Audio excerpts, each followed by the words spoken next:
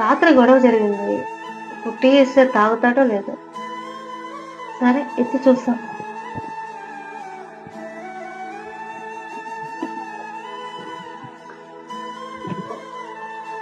ఏమో బా టీ అక్కడ పెట్టు.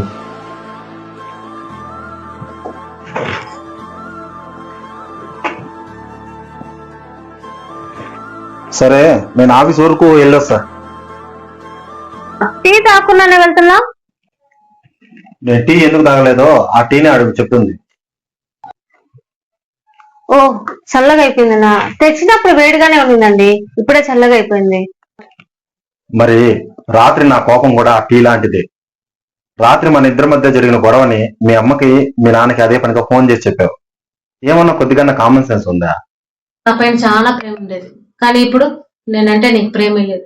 నాతో మాట్లాడడానికి టైం కూడా లేదు. ఎప్పుడు గొడవ పడుతూనే ఉంటా. పెళ్లికి ముందు నేను ఒక తల్లికి బిడ్డను మాత్రమే. అప్పుడు నాకు బరువు బాధ్యతలు ఉండేది కాదబ్బా.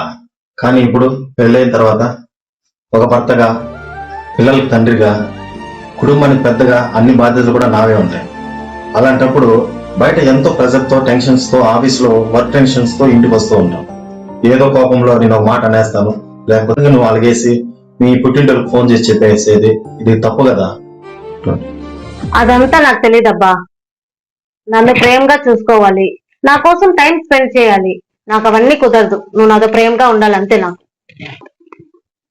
చదువుకున్న దానివి, ఇక నీకు ఎలా చెప్పాలో అలాగే చెప్తా. ఒక నిమిషం ఉండు.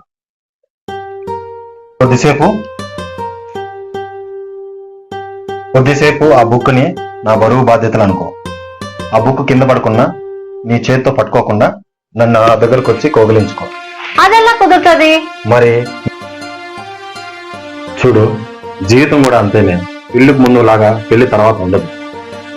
నేను కూడా బయట 10-100 రకాల సమస్యలతో, ఒత్తిళ్లతో ఇంటికి వస్తూ ఉంటాను. అలాంటప్పుడు ఇంటికి వచ్చిన భర్తకి భార్య అర్థం చేసుకుని ప్రేమను పంచాలే తప్ప సమస్య కాకూడదు.